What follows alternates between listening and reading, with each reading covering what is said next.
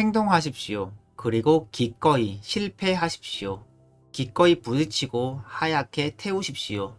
전화를 하든 회사를 창업하든 무엇이든 간에 만약 당신이 실패할까봐 두려워한다면 당신은 결코 더 멀리 뻗어갈 수 없을 것입니다. 당신을 둘러싼 많은 것들은 당신보다도 똑똑하지 않은 사람들에 의해 만들어졌습니다.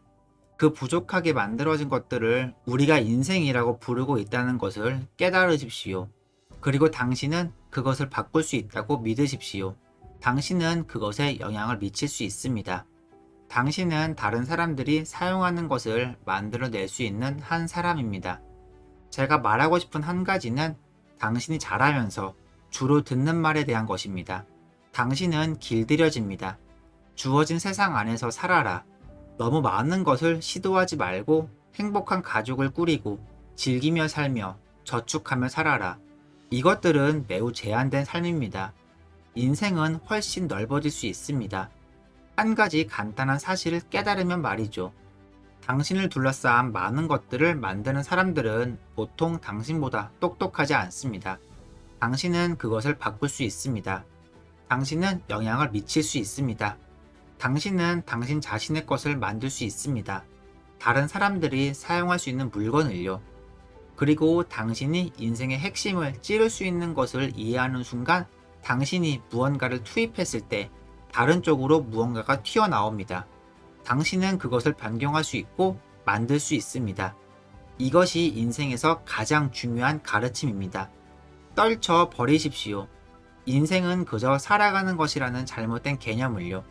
대신에 제대로 인지하고 바꾸고 향상시키고 세상에 당신의 흔적을 남기십시오. 이것은 매우 매우 중요합니다. 일단 당신이 이것을 제대로 깨닫기만 한다면 더 좋은 미래를 만들고자 할 것입니다. 지금은 여러 가지로 엉망이잖아요. 일단 이것을 익히는 순간 당신은 결코 원래대로 돌아갈 수 없습니다. 제가 알게 된 명백한 사실 한 가지가 있는데요. 대부분의 사람들은 좋은 경험을 잘 얻지 못하는데 바로 물어보지 않았기 때문입니다. 지금까지 한 번도 본 적이 없습니다. 내가 도움을 요청했을 때 도와주기 싫어하는 사람을요. 12살 때 HP의 창업자 빌 휴렛에게 전화를 걸었습니다. 그는 팔로알토 지역에 살았는데 전화번호가 전화번호부에 나와 있었어요. 빌이 전화를 직접 받았습니다. 안녕하세요. 저는 스티브 잡스라고 합니다. 고등학생이고요. 저는 주파수 카운터를 만들어 보고 싶은데요. 혹시 예비 부품을 지원해 주실 수 있나요? 라고 얘기했습니다. 빌은 웃었고 주파수 카운터를 만드는 데 필요한 예비 부품을 보내주었습니다. 게다가 일자리까지 주었습니다. 볼트와 너트를 사용하는 HP 조립 라인이에요. 당시 제 기분은 천국에 온 것만 같았습니다. 제가 도움을 요청했을 때 거절하거나 전화를 끊어버리는 사람은 없었습니다. 무작정 물어봤습니다. 그래서 오늘날 사람들이 제게 도움을 구할 때 과거 그 감사한 기억의 빚을 갚고자 기꺼이 최대한 응답하고자 노력합니다. 많은 사람들이 애초에 전화를 걸지 않으며 대부분의 사람들이 결코 묻지 않습니다. 이것이 사람을 골라냅니다. 실제로 일을 하는 사람들 가운데 섞여 있는 그저 꿈만 꾸는 사람들을요. 행동하십시오. 그리고 기꺼이 실패하십시오. 기꺼이 부딪히고 하얗게 태우십시오. 전화를 하든 회사를 창업하든 무엇을 하던 간에 만약 당신이 실패할까봐 두려워한다면 당신은 결코 더 멀리 뻗어갈 수 없을 것입니다. 당신의 시간은 제한되어 있습니다. 다른 사람의 삶을 사는데 시간을 낭비하지 마십시오. 다른 사람들이 만들어 놓은 사고방식과 도그마에 갇히지 마십시오. 다른 사람들의 소음에 내 안의 목소리를 잃지 마십시오. 가장 중요한 것은 마음가짐의 중심과 직감을 따를 수 있는 용기입니다. 그것은 당신이 진정으로 원하는 것에 대해 어느 정도 이미 알고 있을 것입니다. 애플을 창업하고 30년 동안 회사를 운영하면서 꽤 힘들었던 순간들이 있었죠. 그런 순간들이 있었지만 포기를 생각한 적은 없었습니다. 첫 1년, 2년이 가장 힘들었어요. 가장 중요한 건 제 생각에 새로운 걸 시작하기 위해서는 그것에 열정을 갖고 있어야 합니다. 왜냐하면 정말 어려우니까요. 회사를 시작하는 것은 정말 어렵습니다. 너무도 열심히 일해야 하기에 그것에 열정이 없으면 포기할 것입니다. 성공하는 사람들과 그러지 못하는 사람들의 가장 큰 차이는 성공 못하는 사람들은 빨리 포기합니다. 성공하는 사람들보다 빨리 포기하죠. 그래서 그것에 열정을 가져야 합니다. 왜냐하면 너무나도 어려우니까요. 개인용 컴퓨터는 세 번째 시대에 들어서고 있습니다. 첫 번째 시대는 1980년대 시작했습니다. 생산성의 시대였죠. 스프레드시트, 워드 프로세서와 같은 거죠. 그것들의 주 수혜자는 기업들이었습니다. 6, 7년 전 새로운 시대에 접어들었습니다. 인터넷 시대. 그리고 어느새 기업들뿐만 아니라 일반인들도 수혜를 보고 있었습니다. 소비자들 말이죠. 컴퓨터를 사서 집에 갖다 놓으면 아이들도 인터넷에 접속할 수 있고 우리도 접속할 수 있고 그건 정말 엄청났죠. 하지만 그것은 이제 성숙기에 접어들고 있습니다. 그리고 세 번째 시대에 접어들고 있어요. 디지털 라이프 스타일 시대. 이 모든 환상적인 디지털 기기들 덕분에 말이죠. 그중 대다수가 일본에서 만들어졌고요.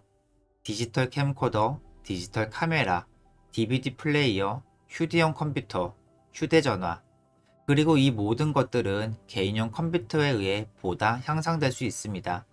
저희가 개인용 컴퓨터를 만들 당시에 이렇게 이 업계가 거대해질 건 예상하지 못했습니다. 그 사실을 눈치채는데 1년 정도가 걸렸습니다. 저에게는 스티브 워즈니악이라는 파트너가 있었습니다. 아주 천재적인 친구예요. 애플 1과 애플 2의 엔지니어링 작업 대부분은 그가 했습니다. 그리고 1년 정도 후에 사실 그것들은 원래 저희가 스스로 사용하려는 목적으로 만든 거거든요. 그것을 친구에게 보여줬는데 다들 갖고 싶어 하더라고요. 그래서 그것들을 친구들에게 제공하기 위해 정신없이 수작업으로 제조했는데 이게 저희 삶 전체를 차지하고 있었습니다. 여가 시간 전부를 소비하고 있었죠. 그래서 이것들을 100대 정도 주문 제작하기로 결정했습니다. 친구들 주려고 평생 이것을 수작업하는 데 보낼 순 없으니까요. 그렇게 이 업계에 들어온 겁니다. 회사를 시작하려는 마음은 없었어요. 저희 스스로를 위해 시작한 일이 친구들을 위한 일이 되었고 그 범위가 점점 더 커지면서 2,500만 명을 위한 일이 된 거죠. 저희는 이 일을 매 순간이 재밌었습니다. 많은 젊은이들이 회사를 세우고 싶어 해요.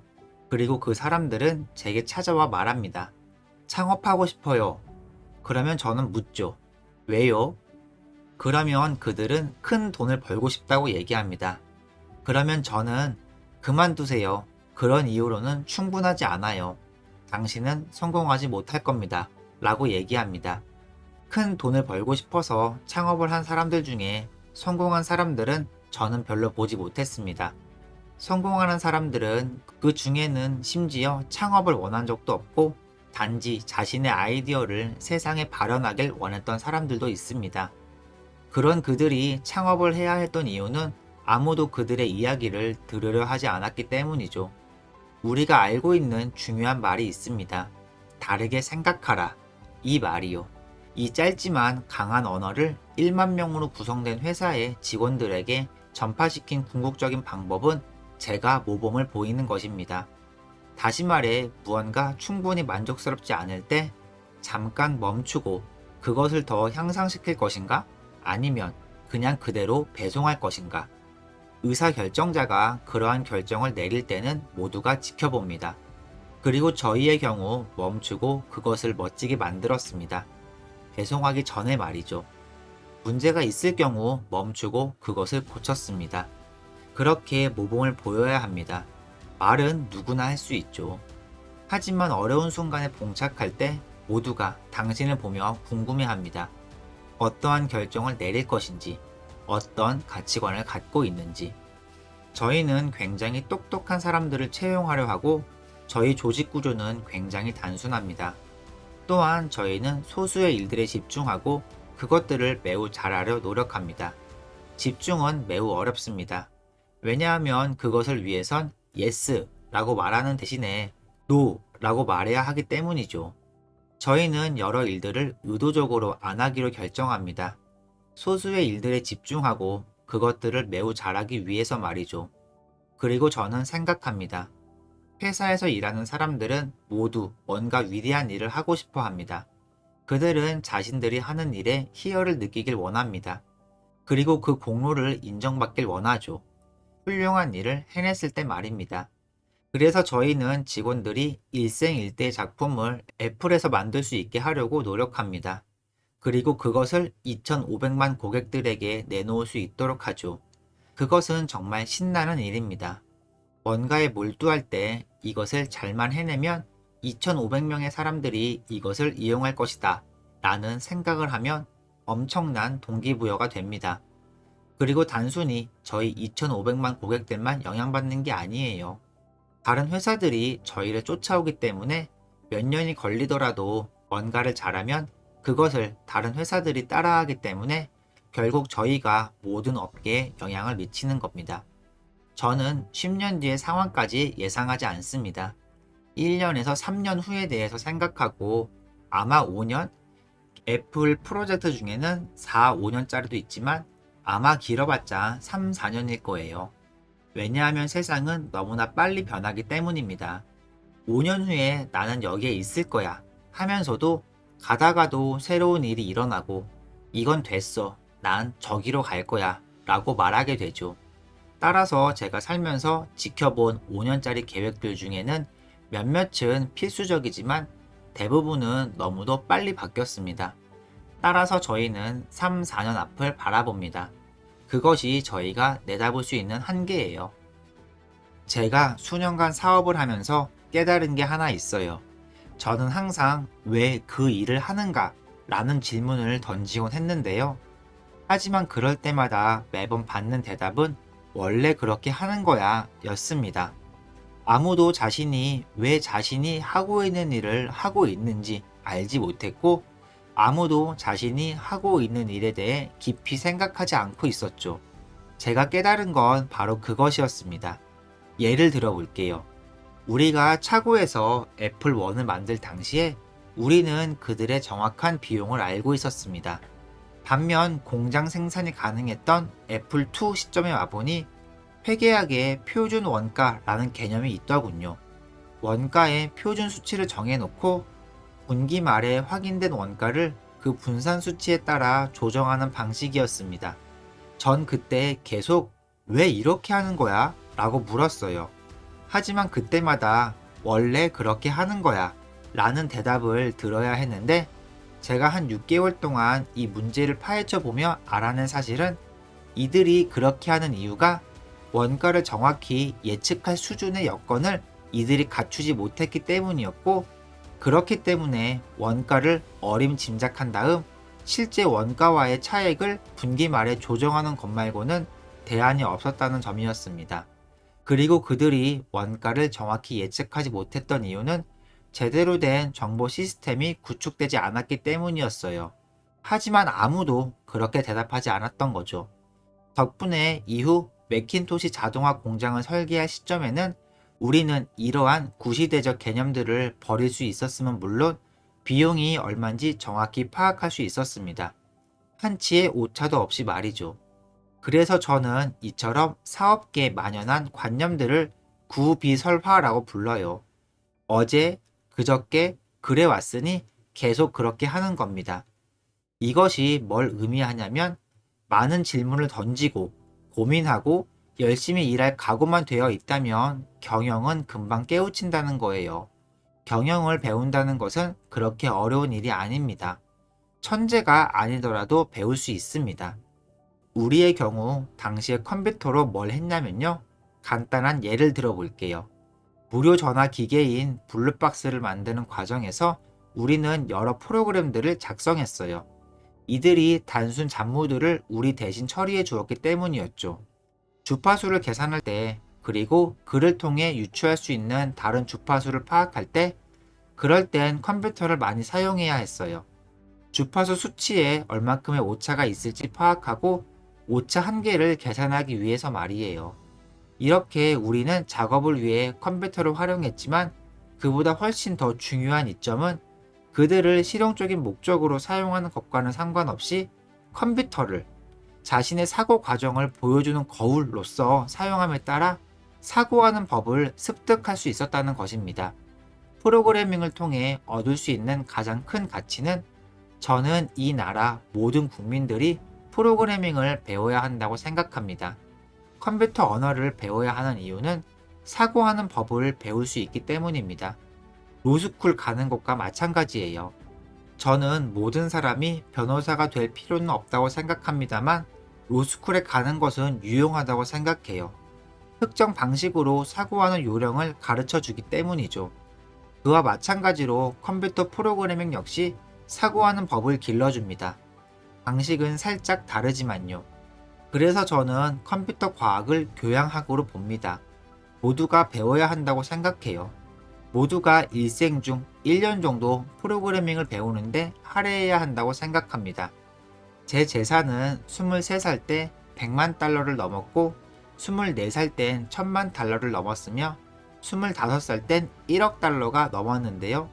하지만 저에게 있어 그것은 별로 중요하지 않았어요. 사업의 목적을 돈으로 봤던 적이 한 번도 없었기 때문이죠. 저는 돈이 훌륭한 수단이라고 생각합니다. 무언가를 할 수 있게 해주고 단기간 내에 자금 회사가 가능하지 않는 아이디어에도 투자를 할 수 있게 해주니까요. 하지만 특히 당시 제 인생엔 그것은 가장 중요한 게 아니었어요. 당시 저에겐 회사, 조직원들, 우리들이 만들었던 제품, 그리고 이 물건들로 사람들에게 어떤 가능성을 열어줄지가 가장 중요한 것들이었으며 그래서 돈에는 큰 관심을 갖지 않았습니다. 단 한 주의 주식도 안 팔았어요. 장기적으로 회사가 굉장히 잘 될 것이라 진심으로 믿었기 때문이죠. 애플에 큰 타격을 입힌 요소 중 하나는 제가 떠난 후 존 스컬리에게 찾아온 심각한 질병입니다. 그 질병은 훌륭한 아이디어만 있으면 사업의 90%는 진행된 셈이다 라는 사고방식입니다. 직원들에게 이 훌륭한 아이디어를 실행시켜 봐 라고 주문하면 당연히 그들이 그것을 구현해 줄 것이라는 생각 말입니다. 그리고 그런 사고방식의 문제는 훌륭한 아이디어가 훌륭한 제품으로 이어지는 데에는 엄청난 양의 장인적 노력이 포함된다는 사실과 그 훌륭한 아이디어를 전개시키는 과정에서 아이디어 자체도 변화되고 성장한다는 점을 간과하는 데 있습니다. 결코 처음의 아이디어 그대로 구현되지 않아요. 또한 수많은 걸 얻기 위해 다른 것들을 포기하는 것을 해야 하니까요. 예를 들어 전자로 할 수 없는 일들이 있고 플라스틱 혹은 유리로 할 수 없는 일들이 있으며 공장, 로봇으로 할 수 없는 일들이 있습니다. 이런 모든 문제들과 부딪히면서 제품을 개발한다는 것은 머릿속에 담아놓은 5,000가지의 개념들을 계속 새롭고 다른 방식으로 끼워 맞추는 과정이라는 사실을 깨닫게 됩니다. 원하는 결과에 도달할 때까지 말이죠. 매일 새로운 뭔가를 발견합니다. 새로운 문제 혹은 기회들을요. 그리고 이것들이 발현될 때마다 그림이 조금씩 바뀌게 되어요. 다시 말해 그 과정이 곧 마법인 겁니다. 우리가 시작할 시점에 훌륭한 아이디어는 많았어요. 하지만 무언가에 대해 진심 어린 신념을 가지고 일을 하는 팀에 대해 제가 항상 가져왔던 생각은 이렇습니다. 제가 어린아이였을 때 이웃에 아내를 여의신 할아버지 한 분이 계셨는데요. 그분 연세가 80대였을 거예요. 다소 무서운 인상을 가진 분이셨죠. 어쨌든 저는 그분을 알게 되었는데 아마 그분이 제게 마당 잔디깎기 아르바이트를 주셨던가 그랬을 거예요. 어느 날 그분이 제게 보여줄 게 있으니 우리 차고에 와봐라 라고 하시면서 먼지 덮인 낡은 돌 텀블러를 꺼내시더군요. 모터와 커피 캔이 작은 밴드로 연결되어 있는 구조였어요. 그리곤 밖으로 나가자 라고 하시면서 나갔더니 돌멩이를 줍자는 겁니다. 평범한 울퉁불퉁한 돌멩이들을요. 그리곤 그렇게 주운 돌멩이들을 깡통 안에다 넣으셨어요. 약간의 액체와 돌가루 함께 말이죠. 그런 다음 뚜껑을 닫고 모터를 켜시더니 저보러 다음날 다시 오라고 하셨습니다. 깡통 안에 돌이 구르며 부딪히는 소리가 나고 있었죠. 다음날 그분께 찾아가 같이 뚜껑을 열어보니 안에는 놀라울 정도로 아름답고 매끄럽게 다듬어진 돌들이 있었습니다. 똑같이 평범한 돌멩이들이 그 안에 들어가 이렇게 저렇게 서로 부딪히면서 약간의 마찰 그리고 약간의 소음을 일으키는 과정을 통해 그렇게 아름답고 매끄러운 돌들로 변할 수 있었던 거죠. 저는 늘 머릿속에 이 경험을 비유 삼았어요. 자신들이 열정을 가지고 있는 일을 정말 열심히 하는 팀에 대해 말이에요. 그 팀, 즉 그 엄청나게 뛰어난 인재들로 이루어진 그룹의 구성원들이 서로 부딪히고 논쟁을 벌이고 가끔은 싸우기도 하고 이렇게 시끌벅적하게 같이 일하는 과정에서 서로를 다듬고 아이디어도 다듬어지지요. 그렇게 정말 아름다운 돌들을 만드는 것입니다. 그래서 설명하긴 쉽지 않지만 확실한 건 한 사람에 의해 나오는 결과물이 아니라는 것입니다. 사람들이 상징을 좋아해서 제가 특정한 것의 상징이 되었지만 맥킨토시는 팀 노력의 산물이었습니다. 혹시 그거 아십니까? 정말 뛰어난 사람에게는 그들 스스로가 자신이 정말 뛰어나다는 사실을 알고 있기 때문에 그들의 자존심을 너무 달래고 그러지 않으셔도 돼요. 정말 중요한 것은 작업물이고 그건 그들 모두가 알고 있는 사실입니다. 작업물이 중요하다는 건 말이에요. 그래서 구성원들은 각자 퍼즐의 특정 부분을 맞출 것을 기대받고 있어요. 그리고 저는 이렇게 뛰어나고 큰 기대를 받고 있는 사람들에게 제가 해줄 수 있는 가장 중요한 일은 그들의 작업물이 기대에 미치지 못할 때 그것을 지적하는 일이라고 생각합니다. 또한 그것을 매우 명료하게 알리고 왜 기대에 못 미치는지 또렷하게 설명하며 궁극적으로 그들의 본래 수준에 복원시켜야 하지요. 그리고 그렇게 하는 과정에서도 그들의 능력을 의심하는 뉘앙스를 보이지 않아야 하지만 그 특정 과제에 대한 작업물이 기대에 못 미쳤다는 점에 대해선 달리 해석의 여지를 남기지 말아야 합니다. 팀의 목표 달성을 위해서 말이죠. 그것은 어려운 일이에요. 하지만 전 항상 직접적인 접근법을 사용해 왔습니다. 그래서 저랑 같이 일해본 사람에게 물어보신다면 진정 뛰어난 사람들은 그 과정이 도움이 되었다고 대답할 것이라고 생각해요. 근데 몇몇은 정말 싫어하겠죠. 하지만 저는 이런 사람이에요. 제가 맞는 것에 연연하지 않아요. 저는 단지 업무의 성공에만 신경 씁니다. 그래서 사람들은 이렇게 얘기할 거예요. 제가 무언가를 강력히 주장하다가도 그들이 자신의 반론을 입증하면 5분 후에 완전히 생각을 바꾸곤 했다고 말이죠. 제가 그렇거든요. 제가 틀렸다는 것에 신경 쓰지 않아요. 그리고 전 틀렸다고 자주 인정합니다. 저한텐 그다지 상관없거든요. 저한테 중요한 것은 우리가 올바른 판단을 내리는 것입니다. 저는 모범생과 히피 중 고르라면 히피입니다. 즉, 탈사회적 행동을 하는 사람이에요. 저와 같이 일한 모든 사람들 역시 분명 그 범주에 속해 있었습니다. 히피가 뭔지 생각해 보세요. 저는 세상이 정돈되고 완벽하지 않다고 느끼는 괴리감, 그럴 때 우리 내부에서 무언가가 솟구치는 느낌을 경험합니다. 역사 속 많은 사람들은 그것이 무엇인지 찾기 위해 노력했어요. 히피 움직임 역시 그런 목적을 가지고 있었습니다. 그것이 뭔지 알아내고 싶었던 거죠. 그것은 어떤 사람들로 하여금 은행원보다는 시인이 되도록 동기부여하는 그것과 같습니다. 그리고 저는 그건 참 멋진 현상이라고 생각합니다. 그리고 저는 그 똑같은 혼이 제품 안에 담길 수 있다고 생각해요. 또 그러한 제품이 제조되어 사람들에게 전달되면 그들은 그런 혼을 느낄 수 있게 되죠. 맥킨토시를 사용해본 사람들에게 물어보면 아시겠지만 그들은 맥킨토시를 정말 사랑합니다. 제품을 사랑한다는 말은 자주 듣지 못하잖아요. 하지만 맥킨토시 안에는 어떤 기운이 느껴집니다. 그 안에는 굉장히 멋진 무언가가 존재하고 있어요. 저는 저와 같이 일한 가장 뛰어난 사람들이 컴퓨터 관련된 일을 한 것이 그냥 컴퓨터 관련된 일을 하고 싶어서였다고 생각하지 않아요.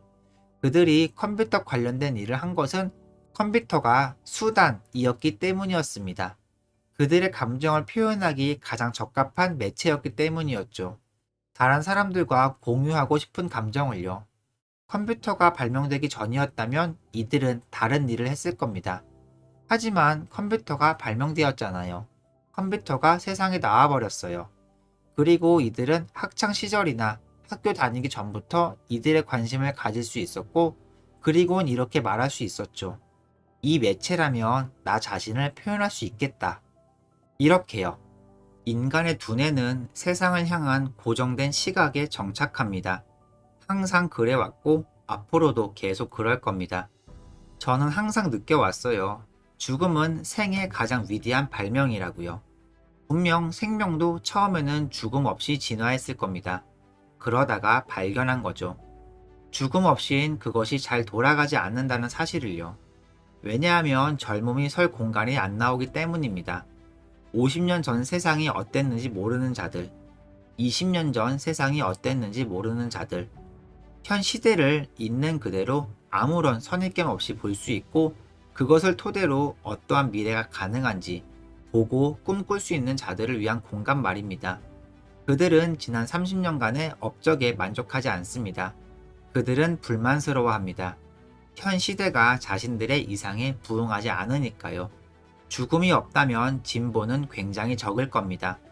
조직에게나 사람에게나 공통적으로 일어나는 현상 중 하나는 특정 세계관에 정착하고 그것에 만족하는 것입니다. 그런데 세상은 바뀌거든요. 계속 진화하고 새로운 가능성들을 발생시키는데 정착된 이들은 그것을 보지 못합니다. 스타트업 회사들의 가장 큰 경쟁 우위는 바로 그것에 기인합니다. 큰 회사들의 고착된 시각, 그리고 그 밖에도 큰 회사들은 대부분 효율적인 커뮤니케이션 라인을 갖추고 있지 않아요. 이런 변화들에 가장 근접해 있는 회사 최말단 직원들과 회사 꼭대기의 의사결정권자들 간의 말이죠. 그래서 회사의 아래 직원들은 이러한 변화를 감지할지 몰라도 그 얘기들이 그에 조치할 수 있는 가장 높은 사람들까지 도달할 쯤엔 간혹 10년이 지나 있기도 합니다. 그리고 심지어 회사 아래 사람들이 올바른 일을 할 경우에도 윗사람들이 망치곤 해왔습니다. IBM의 개인 컴퓨터 사업이 좋은 예지요. 제 생각에 인류가 이러한 인간 본성, 시간이 지남에 따라 시각이 고착되는 본성을 극복하지 않는 한 젊은 회사들, 그리고 젊은이들이 혁신할 수 있는 기회는 항상 존재할 것이라고 생각합니다. 많은 사람들이 제게 말해요. 기업가가 되고 싶다고 말이죠. 그러면 저는 아이디어가 뭐냐고 묻습니다. 그러면 대부분은 아직 모른다고 대답하죠. 그러면 저는 이렇게 말합니다. 글쎄, 그렇다면 제 생각에 당신은 식당 종업원 일을 하던 어디에 취업을 한 뒤에 당신이 진정, 열정을 느끼는 게 뭔지를 먼저 찾는 게 좋을 것 같습니다. 라고 얘기합니다. 왜냐하면 그것은 상당히 고달픈 길이니까요. 저는 확신합니다. 성공적인 기업가와 그렇지 않은 기업가를 가르는 절반 정도는 백절불굴의 인내력이라고요. 너무나도 어렵습니다. 인생에 너무 많은 부분을 쏟아 부어야 합니다. 그리고 너무도 거친 순간들이 존재하기에 대부분은 포기합니다. 저는 그들을 이해해요. 정말 힘들거든요. 그것은 삶을 통째로 집어삼킵니다. 가족이 있고 회사 초창기 과정이 있다면 저는 그 사람이 어떻게 그것을 해낼지 상상이 안 됩니다. 물론 해낸 사례가 있긴 하지만 어렵습니다. 하루 18시간, 주 7일짜리 직업이에요. 따라서 이것에 엄청난 열정이 있지 않는 한 살아남지 못할 겁니다. 포기할 거예요. 따라서 아이디어 혹은 문제, 바로잡고 싶은 불의 등에 대한 열정이 있어야 합니다. 그렇지 않으면 그것을 견뎌낼 수 있는 인내력을 갖지 못할 테니까요. 저는 그것이 전투의 절반을 결정짓는다고 봅니다. 누군가 저에게 이런 이야기를 했어요. 하루하루를 인생 마지막 날이라 생각하며 살아라. 어느 날 그 생각은 분명 옳을 것이다. 저는 그렇게 살아요. 그리고 진심으로 모르는 겁니다. 언제 어떻게 세상을 떠날지. 하지만 삶이 짧다는 건 알고 있잖아요. 그 뒤에 뭐라도 남길 게 있다면 그것은 자녀, 소수의 친구들, 그리고 자신이 해놓은 일입니다. 제가 신경 쓰는 것은 그것입니다. 저희는 어제 새벽 3시까지 깨어 있었습니다. 이번 광고 작업을 마무리하느라고요. 잠시 후에 여러분들에게 보여드리겠습니다. 어떻게 생각하실지 궁금하네요. 제가 복귀한 지 8주에서 10주 정도 되었네요. 저희는 정말 열심히 일했습니다. 그리고 저희가 노력한 것은 허세를 부리지 않으려는 자세입니다. 다시 기본으로 돌아가고자 합니다. 저희가 노력하고 있는 기본이라 함은 좋은 제품의 기본, 훌륭한 마케팅의 기본, 제대로 된 유통의 기본입니다. 애플이 위대한 면을 가지고 있다고 생각하지만 어떤 부분에서는 조금 벗어났습니다. 기본을 정말 잘하는 회사에서 말이죠. 그런 부분은 저희 생각을 마케팅으로 이끌었죠. 마케팅이란 가치입니다. 굉장히 복잡하고 시끄러운 세상이죠. 그리고 기회를 얻기는 더 힘들어질 것입니다. 사람들이 우리 회사를 기억하게 만들 기회 말이죠. 어떤 회사든 마찬가지입니다. 따라서 매우 명확히 해야만 합니다. 대중들이 우리에 대해 무엇을 알고 싶어 하는지 말이죠. 현재 애플은 다행스럽게도 손에 꼽히는 최고의 브랜드들 중 하나입니다. 전 세계에서요. 나이키, 디즈니, 코카콜라, 소니, 위대한 브랜드들 사이에서도 두각을 나타냅니다. 이 나라에서 뿐만 아니라 전 세계에서 말이죠. 하지만 위대한 브랜드라도 투자가 필요합니다. 관리가 필요하죠. 브랜드의 의미와 생명력이 유지되려면 말이죠. 애플이라는 브랜드는 확실히 방치되어 왔습니다. 이런 부분에서 지난 몇 년 동안 말이죠. 그리고 저희는 다시 되돌리고자 합니다. 그렇게 하기 위한 방법은 속도나 가격에 대해 이야기하는 것이 아닙니다. 초당 처리량이나 성능을 이야기하는 것이 아니고 우리가 왜 윈도우보다 나은지를 이야기하는 것이 아닙니다. 낙농업계는 지난 20년 동안 노력했습니다. 우유가 몸에 좋다는 것을 설득시키기 위해서요. 거짓말이지만 그들은 어쨌든 노력했어요. 그리고 매출은 이렇게나 꺾여 내려갔죠. 그런데 우유 있어요? 광고를 시작하고 매출은 다시 올라갔죠. 우유 있어요? 광고에서는 심지어 상품 이야기도 없습니다. 오히려 집에 우유가 없다는 것을 부각시켰죠. 하지만 그중 최고의 본보기, 가장 위대한 마케팅을 하는 회사들 중 하나는 전체를 통틀어서 그건 나이키입니다. 기억하세요. 나이키는 상품을 파는 회사입니다. 신발을 팔죠. 하지만 우리가 나이키를 떠올릴 때는 단순한 신발 회사와는 다른 무언가를 느끼게 됩니다. 그들의 광고에서는 아시다시피 상품에 대한 이야기를 일절하지 않습니다. 그들은 절대 이야기하지 않아요. 그들의 에어솔이 왜 리복의 에어솔보다 좋은지에 대해서 말이죠. 나이키는 광고에서 뭘 보여줍니까? 위대한 운동선수를 존경하고 위대한 운동 경기의 경의를 표합니다. 그것이 바로 나이키고 그것이 바로 나이키 존재 이유입니다.